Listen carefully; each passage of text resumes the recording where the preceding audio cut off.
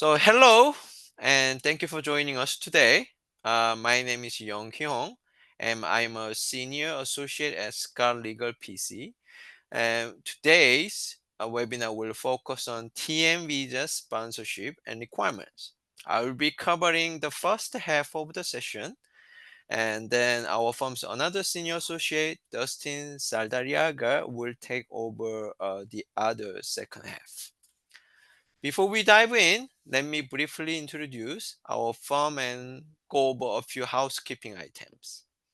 We are a full service immigration law firm and we offer services in a wide range of areas, including E2, O1, TN, L1, H1B, and any types of employment or family-based green card cases.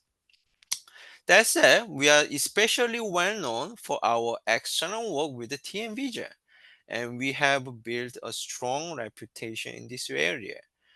We have processed hundreds of TM visa cases, many of them complicated, and have worked with many employers who did not have any experience with the TM visa processes.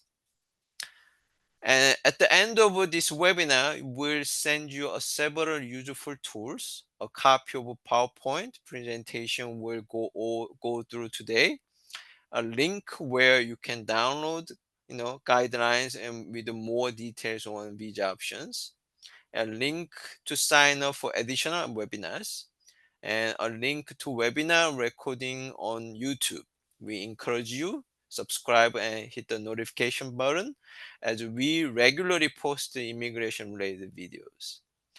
A link where you can sign up a consultation with us also send it to you. So if you want to have some private communication with us discussing your case, you are more than welcome to set up consultation for it. Finally, for any questions, please type them into chat box or Q&A box. We'll address all questions at the end of presentation.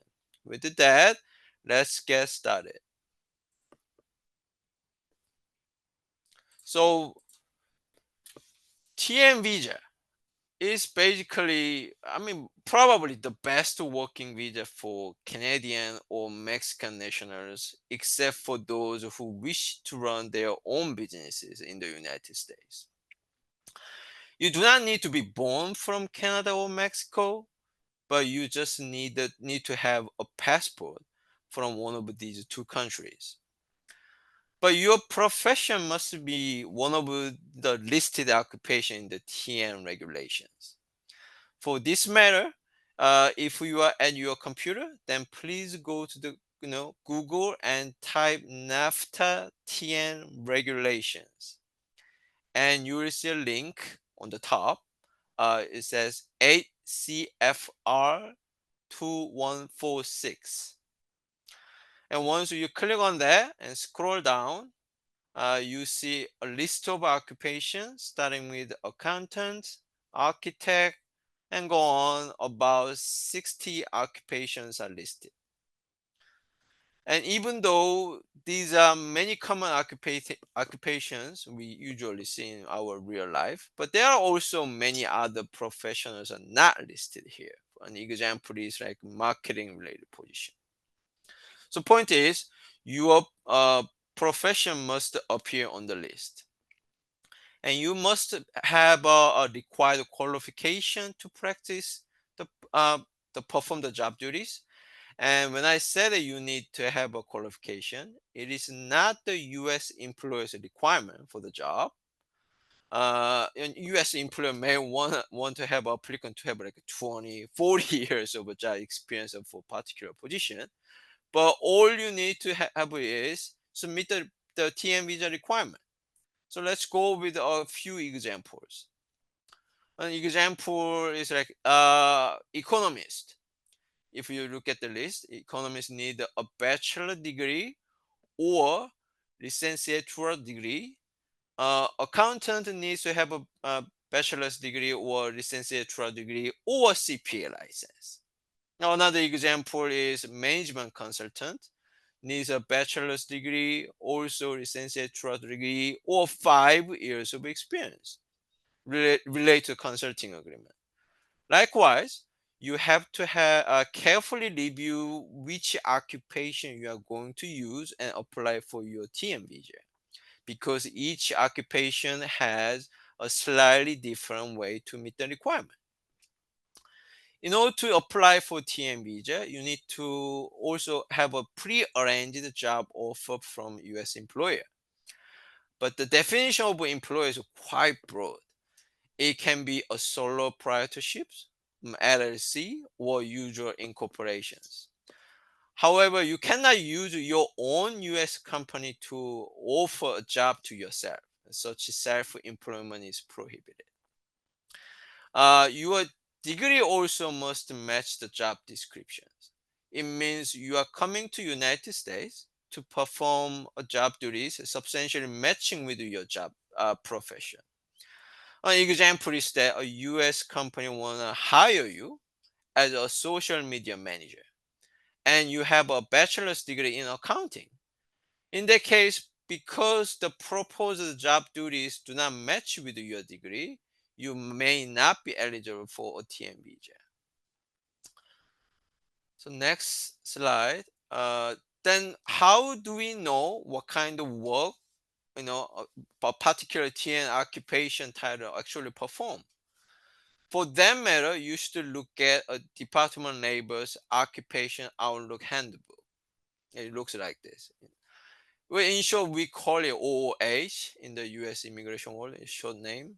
Uh, it's a design created by Department of Labor, and if you search a particular occupation title from this website and click on what they do section, you will see most commonly performed job duties by their occupation. So whatever occupation you are applying, you should check this website to make sure that the job duties you are going to perform should be substantially matching with this website.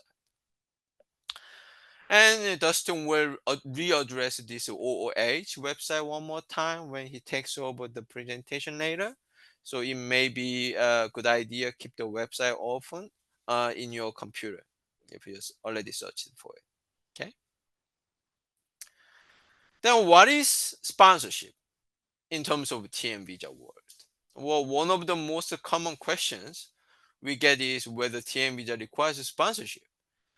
So in the US immigration, the definition of a sponsorship often means the employer needs to test the labor market, whether there is a US worker willing to take the job, or employer needs to pay a prevailing wage, which is a lot higher than state minimum wage in many situations, or when an employer lay off a H-1B employee, the employer needs to pay a transportation fee so that the H-1B employee can go back to home country. Those are the stuff that we usually referring to sponsorship.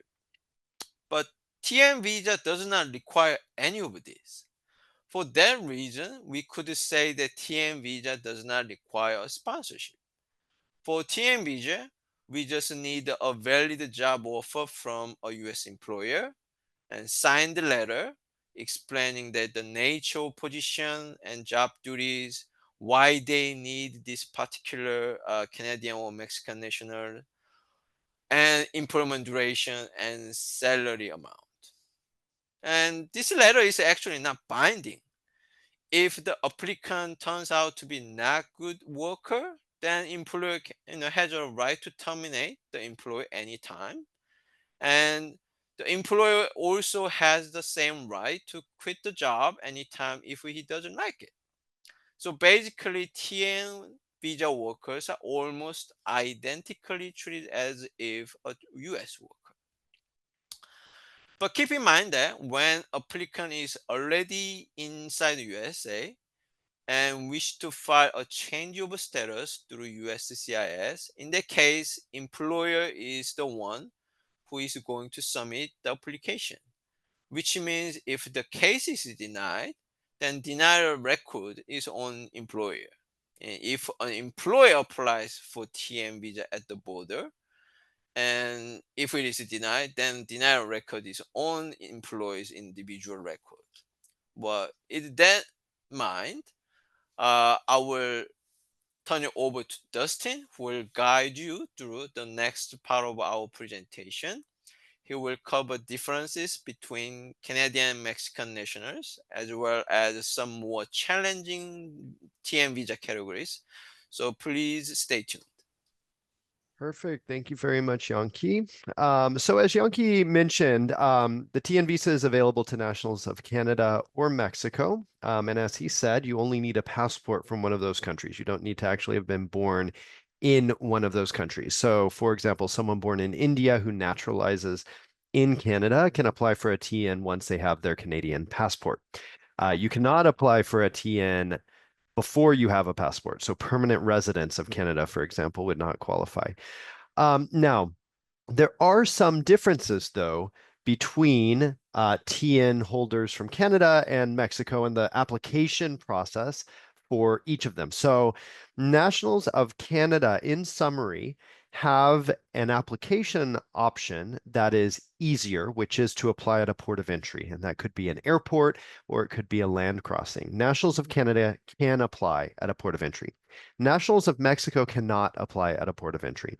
Nationals of Mexico must apply at either a consulate if they're outside the US, or if they're inside the US, they have the option to apply at USCIS for a change of status or an extension of TN status. And just to be clear, nationals of Canada do have those options as well. Nationals of Canada can apply at a consulate and they can apply within the United States. But again, nationals of Canada can apply at a port of entry, nationals of Mexico cannot. So nationals of Canada, when they apply at a port of entry, they are typically granted TN status for 3 years. And oftentimes what will happen is CBP, Customs and Border Protection, will put a stamp in their passport with that 3-year date in their passport. And when they leave and come back in, CBP will basically authorize them to enter under that same previous TN approval. Nationals of Mexico would go to a consulate and would get a TN visa, an actual visa in their passport.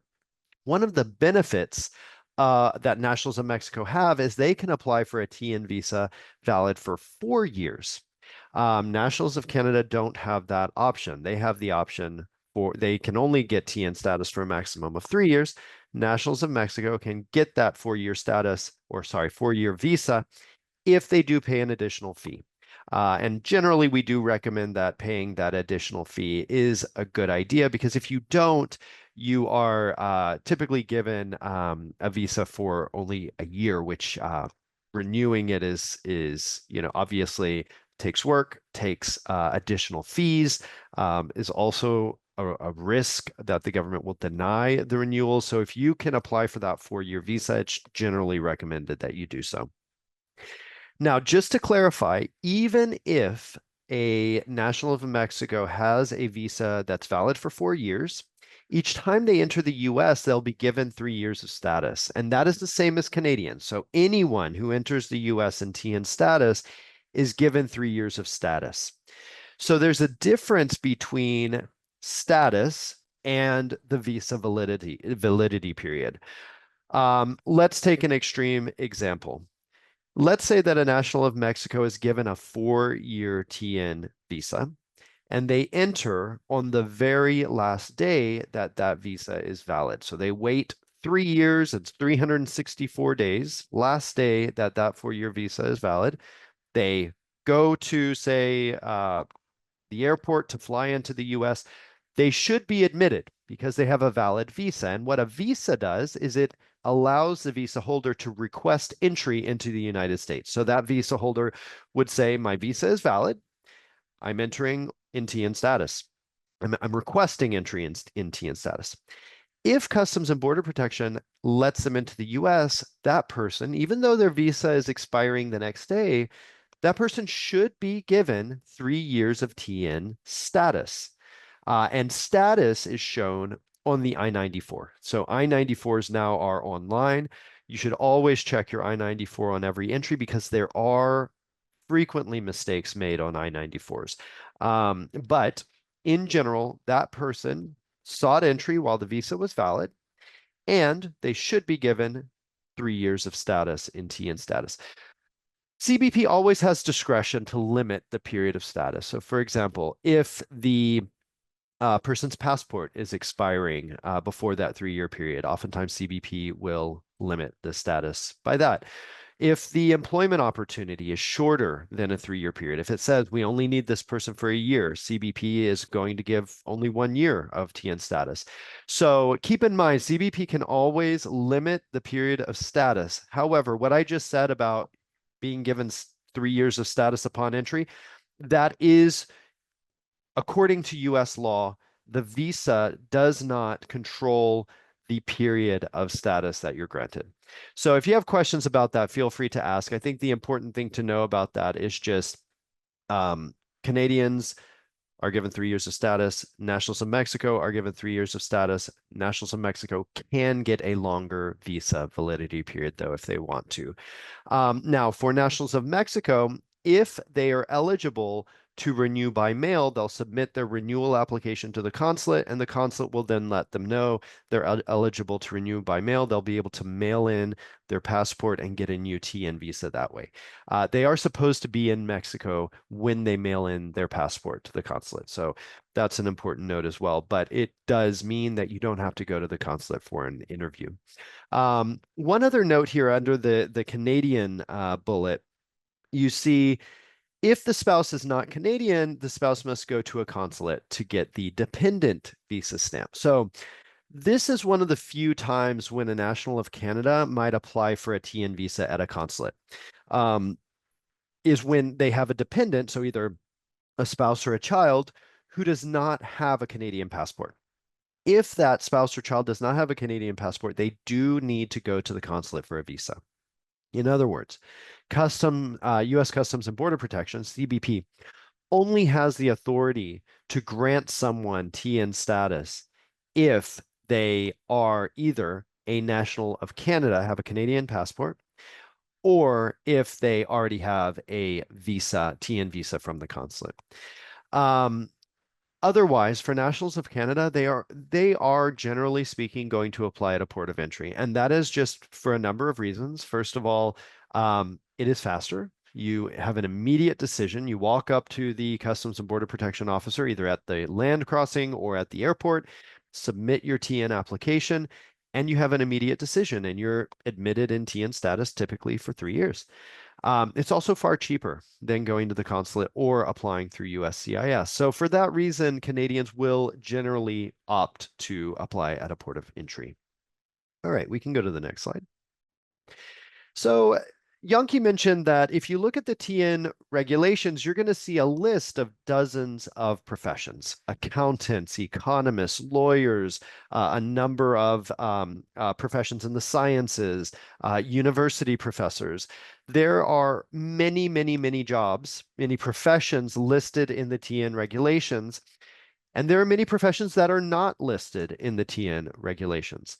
And unfortunately, to get a TN visa, you do need to be coming to the US to work in one of those professions, or more specifically, you need to be coming to the US to perform the job duties that are consistent with one of those professions. Your job title doesn't matter all that much. So let's say you're coming to the US as an economist, but they want to call you something that they use in their internal systems. Let's say economic analyst. That's not going to be nearly as important as what you're actually going to be doing. As long as your job duties are those of an economist, you can make the argument that you're coming to the US to work as an economist. Now, not all professions are created equal. Some of these professions are more difficult to be approved for than others. And two of the professions that are particularly challenging are management consultant and economist. And they're difficult for very different reasons. So let's talk about each one. The management consultant category, profession, is very difficult because it is one of the very few TN professions that you can qualify for without a degree, without a bachelor's degree or a licenciatura degree. So the government knows that if a national of Canada or Mexico does not have a degree, and they are looking to come to the US as a on a TN visa, which again is one of the most streamlined, fastest, easiest ways to come to the US, that they are going to by default fall into the management consulting category. All right. And that's regardless of whether they should be in the management consulting category, meaning regardless of whether they're actually doing the job duties of a management consultant. So, management consultant, this profession does tend to be the catch-all category for people who don't have a degree. So, the government scrutinizes these applications. Now, I want to make it clear there is a spectrum here in terms of easy, relatively easy management consultant TN applications and difficult management consultant applications. Easy management consultant applications are those where the person's coming to the US to work for a management consulting firm. So if you work for McKinsey in Mexico City and you are coming to the US to work for McKinsey in New York City, that is not a risky application. You can apply basically as you would almost any other TN application. You would show that you're coming as a W-2 employee. You're going to fill a permanent role at the company. Uh, what your pay is going to be, et cetera. That's a pretty straightforward application.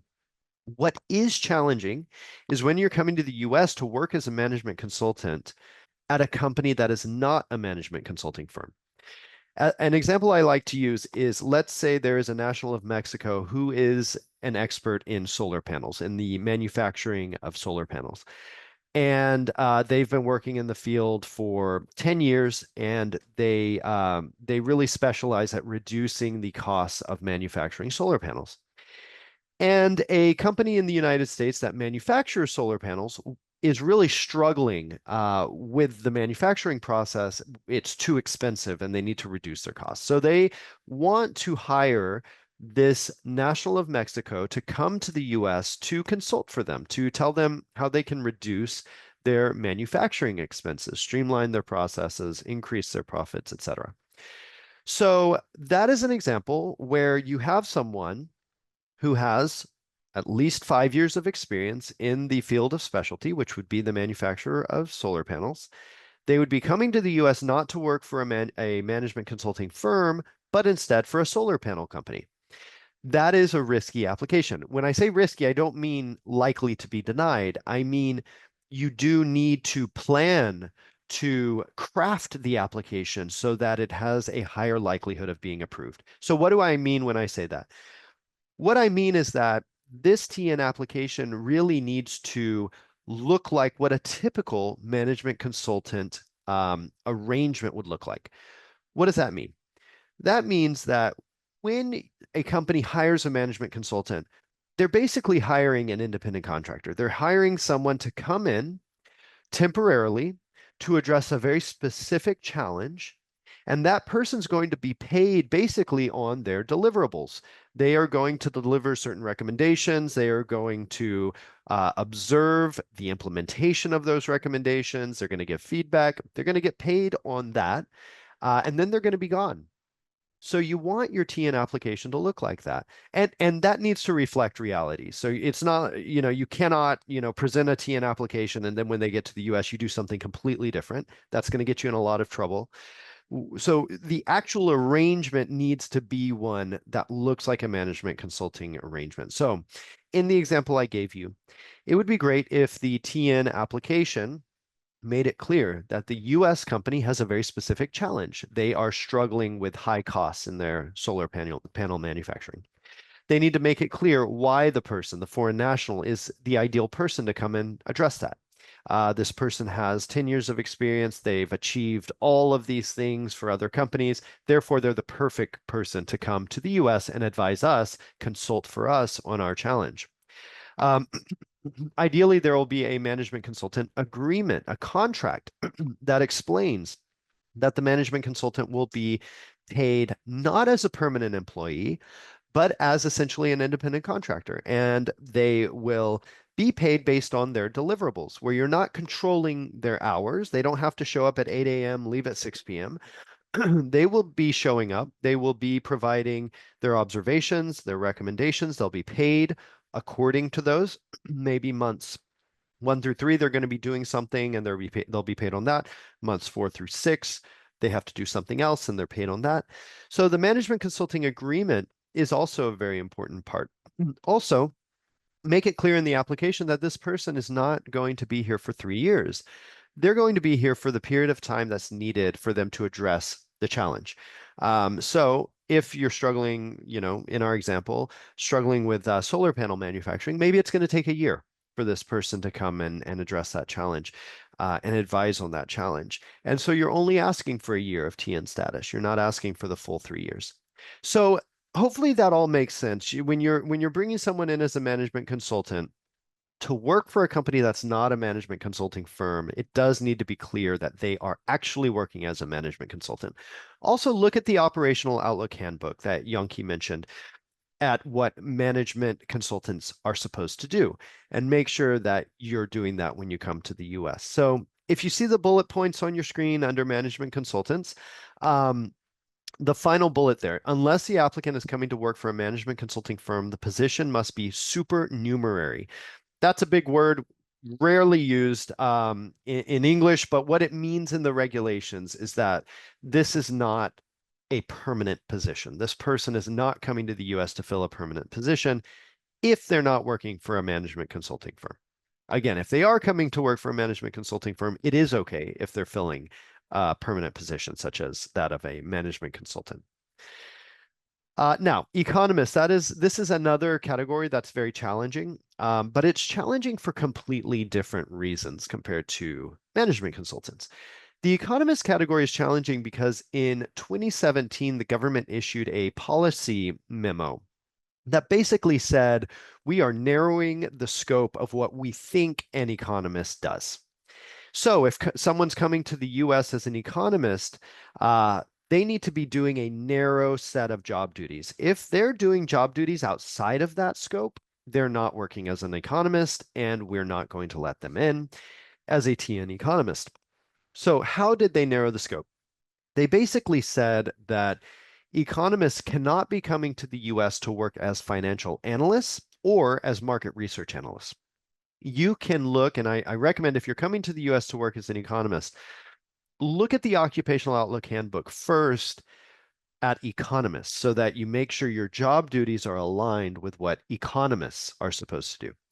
But also look at the Occupational Outlook Handbook description for financial analysts and for market research analysts. And the reason is you'll see what job duties you should not be doing in the economists category. All right. So in general, what financial analysts do is they tend to work for financial institutions, finding ways to earn profit, using investments to generate profit. Market research analysts are basically working as marketers. They're analyzing opportunities for their employer to market to certain target populations and increase their sales and profits through their marketing. So again, it's worthwhile spending time on the Occupational Outlook Handbook for each of those roles, just to make sure that your job is not primarily performing those job duties. If you are primarily going to perform those job duties, then first of all, you're very likely to be denied a TN visa. But the other thing to think about is maybe the management consultant role would be a better one. If you're working for a company, for example, that's really struggling with its marketing and they're willing to bring you on for a very limited period of time to address a very well-defined challenge and not to take up, say, 3 years, then the management consultant category could work well. The other thing is if that's not an option, you may need to look at another option, like the H-1B, for example, could be a good option for this. All right, we can move forward. So let's talk a little bit about the TN application process. I already mentioned this a bit when we were talking about the differences between nationals of Canada and Mexico, so we can go through this fairly quickly. Nationals of Canada, again, have the option of applying at a port of entry. Nationals of Mexico cannot apply at a port of entry. So when a national of Canada or a national of Mexico submits a TN application, what does that application packet look like? In general, you want to start by looking at the TN qualifications. So if you are qualifying based on your degree, you need to have your original diploma. Take that with you to the port of entry or to the consulate. If you're applying through USCIS, you can provide copies, but otherwise, always provide originals if you're applying at a consulate or a port of entry. So if you're qualifying based on education, bring your original diploma. If your degree is a related degree, so let's say you're applying as an economist, but your degree is in math or statistics, you'll want to bring your transcript, bring an official copy of your transcript to highlight that you have taken sufficient coursework preparing you to be an economist, as an example, or sufficient coursework to qualify you for the TM profession that you have a related degree in. If you're qualifying based on experience, you're going to want to include in your application letters from your past employers with original signatures and on their company letterhead talking about how you do have that experience. So that these letters would say, yes, Jim worked for us for 3 years performing X role. A role as a management consultant. And then another letter saying he worked for us for 2 years. Combined, you have 5 years satisfying that requirement. So experience, you do need to have those original letters. Finally, some TN occupations will allow you to qualify based on a license. So you'd want to bring the original license with you in your application. So proof that you qualify is going to be one category of documentation in your TN application. Another very important document in your application is the employer letter. So this is a letter from the employer in the United States saying that they do in fact intend to employ you as a TN employee. They would say who they are as an employer, why they need someone in this role. They'll talk about you as the applicant and how you qualify based on the TN qualifications. As Yongki mentioned, we're not talking the employer's preferences, we're talking about the TN qualifications. So that would be a bachelor's degree or 5 years of experience.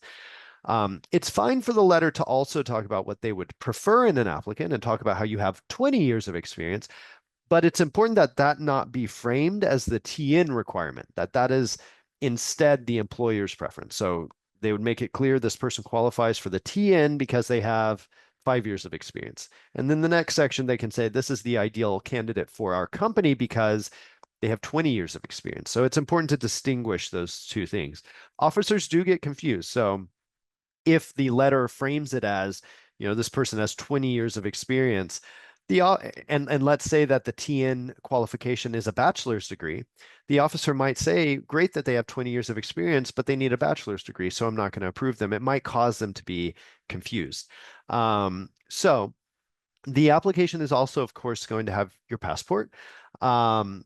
In the nursing field, there are additional qualifications. We're not going to go into those during this presentation, but just again, go to the regulations, see how you qualify, make sure you have clear documentation about how you qualify, make sure you have that employer letter. By the way, the employer letter should also make it clear how long they plan to employ you, up to 3 years, which is the maximum amount of status you can have on a TN. It should also make clear the pay rate that the company expects to pay you. So the employer letter really is important for framing the entire application.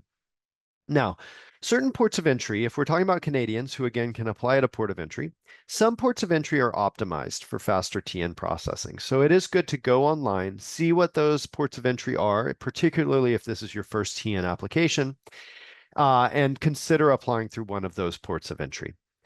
Now, nationals of Mexico, as I said before, do not have the option to apply at a port of entry. If they're inside the US already, they can apply through USCIS or they can apply at a consulate. If they're outside the US, their only option is to apply at a consulate for the TN visa. And to do that, they would file a form DS-160 online. That would go to the consulate, and the consulate would then schedule the interview or offer dates for the applicant to choose for the interview. You would go to your interview, you would answer any questions the officer has, and at the end of the interview, or within a few days of the interview, get your passport with the visa in it. And as I mentioned, renewals can oftentimes be done by mail, but the consulate will let you know if you qualify for that. And nationals of Canada and Mexico who are already inside the US can apply through USCIS. That's done by the employer filing the Form I-129. The individual employee would not file that. Um, Contrast that to a port of entry or a consulate where the employee would be the one filing the application. With USCIS, it's the employer filing the application. So they would file that application with the filing fees and along with copies of the supporting documents. And if approved, USCIS will issue an approval notice with a new I-94 on it, and that new I-94 would control that person's status in the United States. A few notes on the I-129. The current processing time, I think it is several months for the I-129. Now, you do have the option of filing with premium processing, and premium processing costs an additional $2,800, but it does get you a decision within about 2 weeks. So it is quite an expedited option. Um, Again, if you are Canadian, it's still faster to go to the port of entry and definitely cheaper. You don't have to pay $2,800 if you go that route. All right, we can go to the next slide. So, what are some tips and common pitfalls? I've already touched on a few of these. Call ahead to the port of entry if you're unfamiliar with the procedures. It never hurts to call ahead and just say, I'm a national of Canada. I plan to enter next week. Do I need to have an appointment? Is there a certain process for a TN application at your port of entry, unique to your port of entry? This became particularly important during the pandemic when ports of entry would limit the number of people who could pass through. Some ports would limit the hours that they were open. So it's always a good idea to call ahead. So that is one recommendation. Second, sometimes border officials and consular officers will pick up the phone and actually call the person who signs the employer letter. So it's always good to just give that person who signs the letter a heads up. I'm planning to be at the port of entry tomorrow between 1 and 4. If you could just have your phone on you in case they call, that would be helpful. Usually the officer is not going to call, but if they do, it's usually to confirm that the offer is legitimate. So you do want there to be a person on the other end of the line who can pick up the phone and confirm, yes, this is a legitimate job offer. Next, bring your diploma, official transcripts, and the original signed version of the employer letter.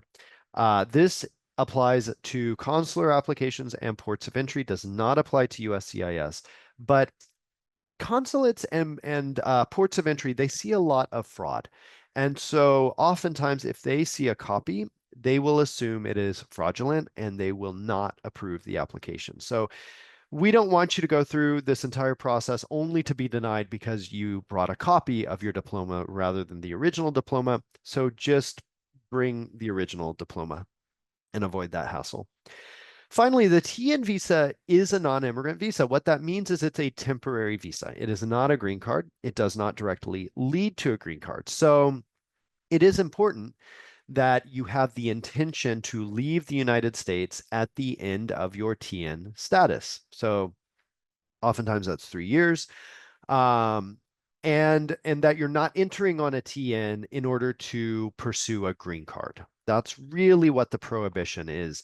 Sometimes border officers or consular officers will want to see evidence of your ties to your home country, just to be assured that you plan to leave the US and don't plan to stay in the US. Typically, this is documentation like proof that you have a bank account abroad, proof that you have a car, an apartment, whatever it is, ties to your home country. But this usually does not come up until you've renewed your TN visa a few times. If this is your first TN visa, even your second TN visa, it's very unlikely that they're going to have questions about this. Always good to be prepared, but you're very unlikely to get questions about this. And just to be clear, there is no limit on the number of times you can apply for a TN visa. So you can have a TN visa and renew it indefinitely as long as you remain eligible. A couple additional points on the TN. It is possible to work part-time on a TN. It's also possible to work for more than one employer on a TN. But the important thing to keep in mind is you do need to receive approval before you work for a TN employer. So, as an example, let's say you're coming to the US to work part-time for a law firm as a lawyer. And you're working here, you're doing good work, and another law firm says, "Hey, I'd like to take you on part-time. Um, when can you start?" You can work for both firms, but only after you've applied to work for the second firm in addition to the first firm. And you can do that at a port of entry if you're Canadian, or at a consulate, or through USCIS. It's called concurrent TN status. And just know that is an option. We're happy to work with you through those applications if that's relevant to you. So we can go forward.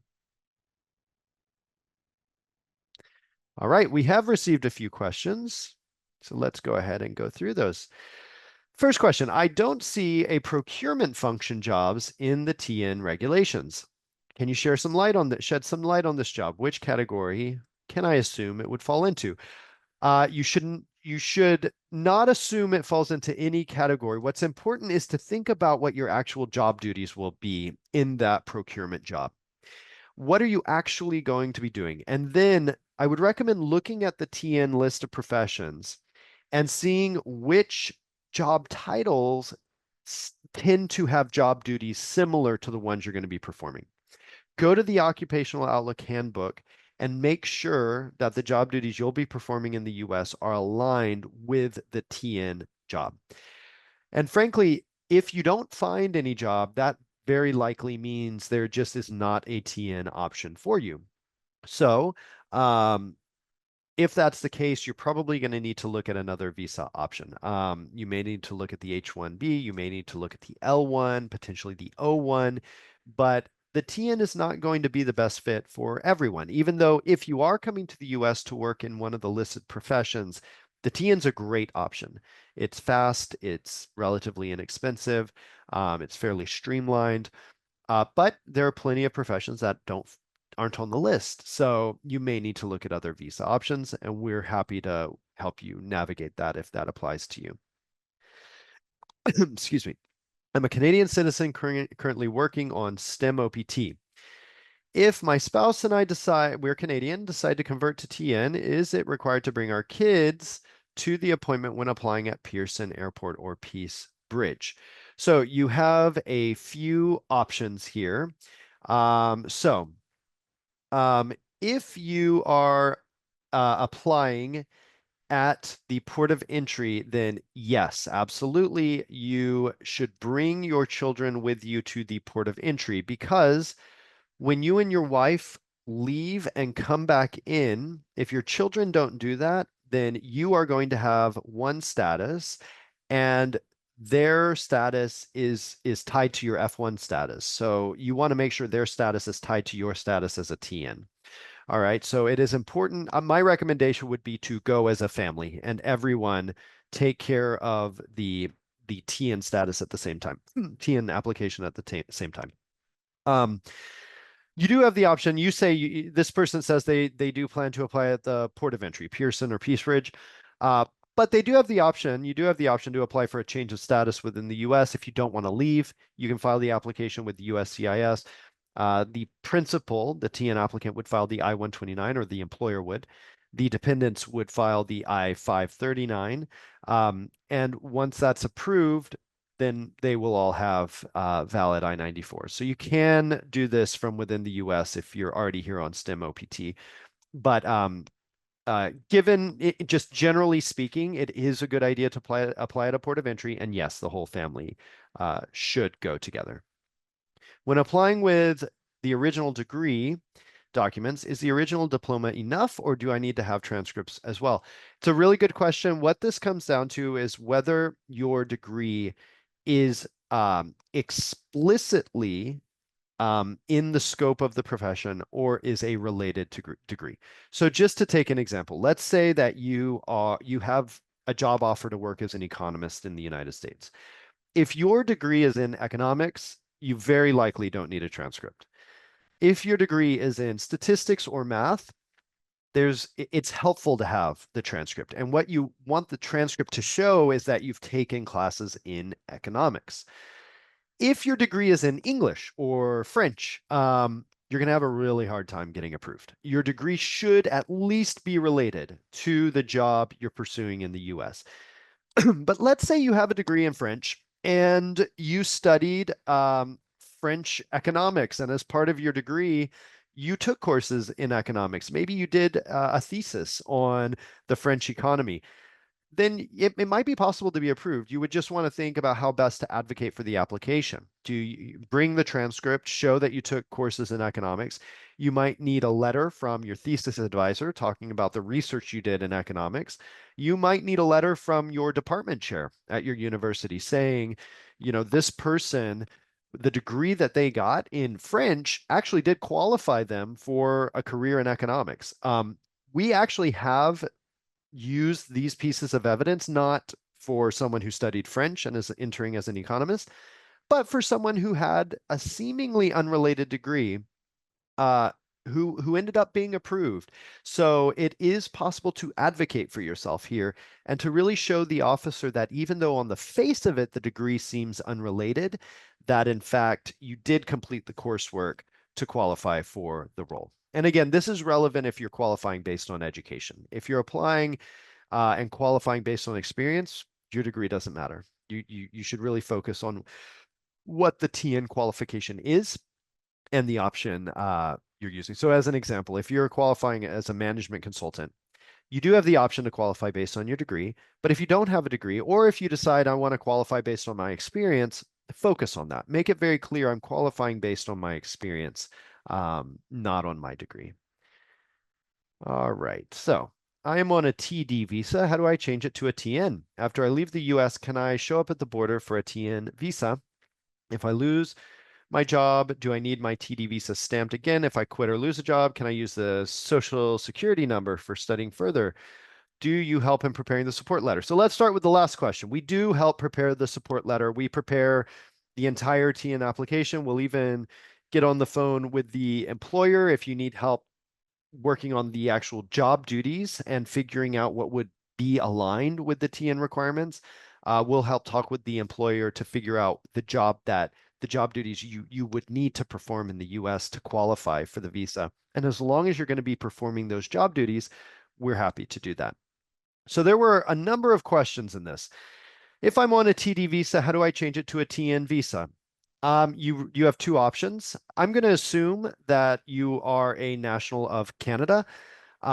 You could leave the US, re-enter with your TN application, and when you enter, if you're approved, you would be in TN status. So that's the easiest way for you to do it. You could also apply for a change of status within the US. Your employer would file an I-129 in the US asking for your status to be changed from TD to TN.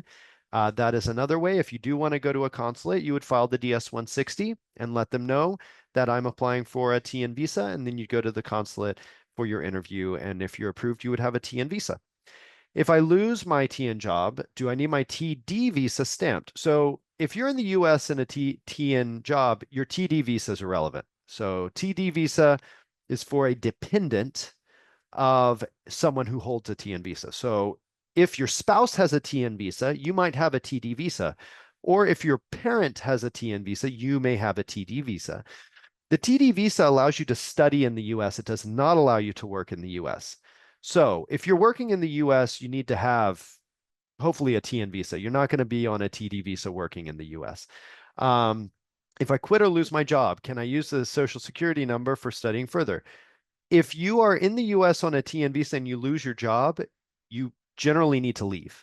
You're on a TN visa to work for the TN employer. And if that employment ends, you need to be really careful about not staying in the US because you could accumulate unlawful presence, which could create a 3-year or a 10-year bar. So if you lose your job, contact an immigration lawyer to figure out next steps. All right, I hope I answered all of the questions there. We do have 8 minutes, so if you have follow-up questions, feel free to ask. On what basis will the TN be issued either on a bachelor's or master's? My bachelor's is in pharmacy, master's is in medical biotech. So which do I have to search for bachelor's? Okay. So a few questions here. So for the degree, the first thing is when the TN regulations say you need a bachelor's degree, a baccalaureate, or a licenciatura degree, that's the minimum. So if you have a master's degree, that's fine. And if you have a PhD, that's also fine. Um, so just know if you have multiple degrees, let's say you're applying as an economist, you have a bachelor's degree in economics and you have let's take an extreme. Let's say you have an MD, you're a doctor, but your bachelor's is in economics. Use the bachelor's degree. It clearly qualifies you as an economist. Let's say, though, that you are applying to work as an economist. Your bachelor's degree is in French, and you have a master's degree in economics. Clearly, you're going to use the master's degree, which is in economics. So you do have some ability there to pick the degree that's most relevant to the TN job.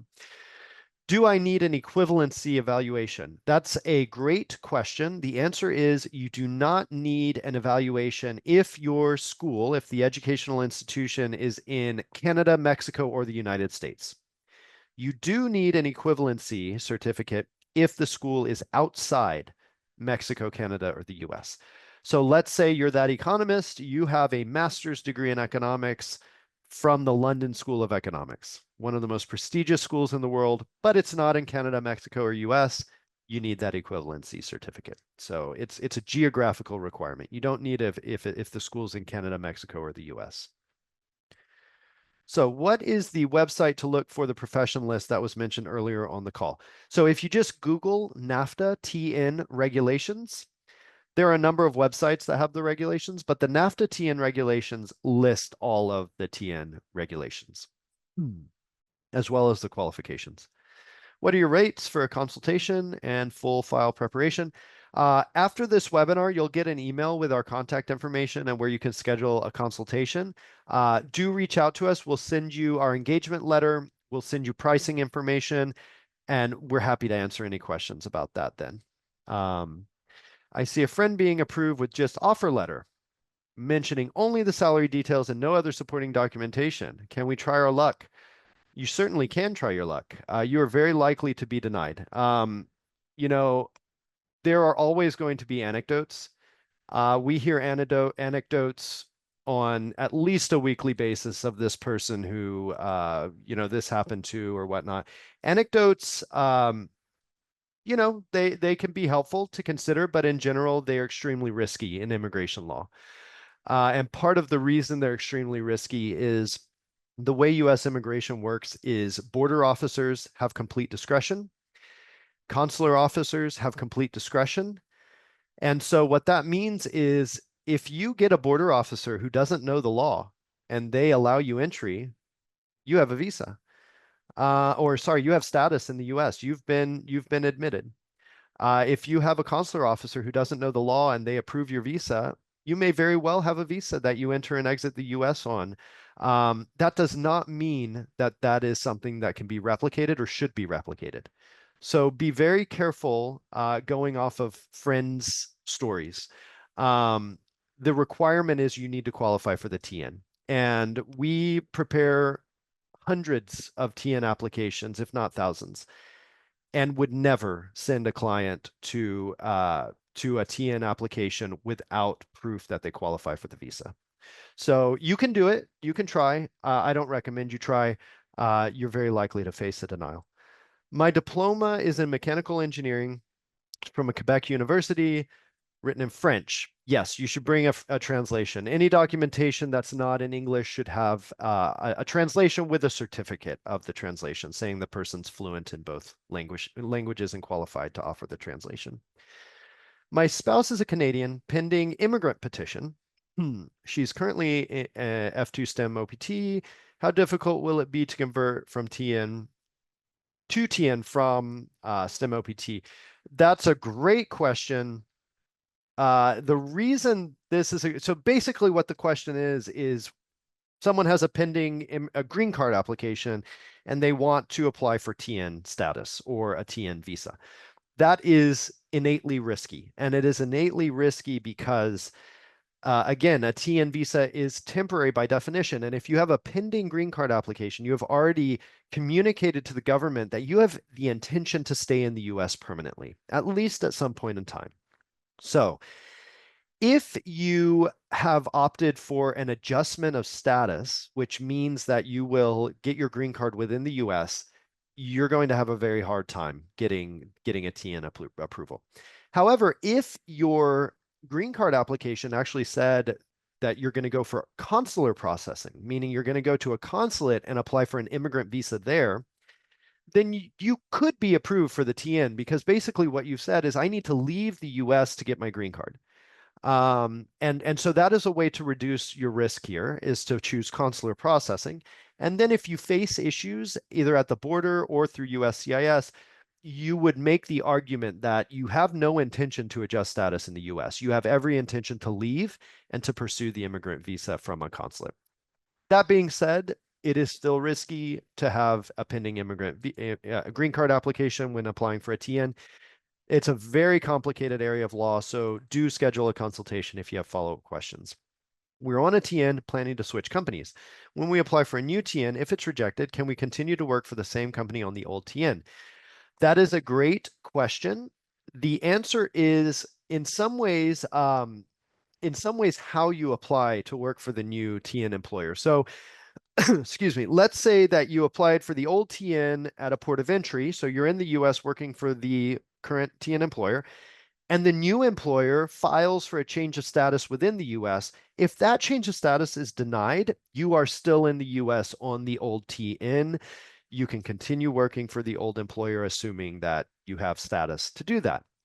If instead you leave the US and apply for the new TN with the new employer, you really should make sure that your old TN is still valid. You would ask the officer to admit you on that. Sometimes they will make a notation in the passport on the stamp, or if you're at a consulate, they'll make a notation on the visa that it's canceled. They could cancel it, but if they don't cancel the old visa, then presumably that old approval could still be good. You would just it is circumstance specific. You would need to look at how you were admitted, how you were previously approved, and if it's still valid. If I have a bachelor's from Europe and my master's is from Canada, do I still need the equivalency? That entirely depends on which degree you're using. If you're qualifying for the TN on the bachelor's from Europe, then yes, you need the equivalency. If you're qualifying based on the master's from Canada, you do not need the equivalency. Can the equivalency certificate be from a Canadian institute? I'm not sure I understand the question. So institutes that offer equivalency certificates are third parties. They're not schools. So you can use any business that offers an equivalency certificate, and whether you need that depends on where the school is based. So if your school's in Canada or in Toronto, you don't need the equivalency. All right. I think that completes all the questions. Great. Thank you for second half of our presentation, Dustin, and answering all the questions. It was great. I hope all our attendees also enjoyed our session and get a useful information. Thank you for participating in our webinar and see you next time. Thank you. Thank you.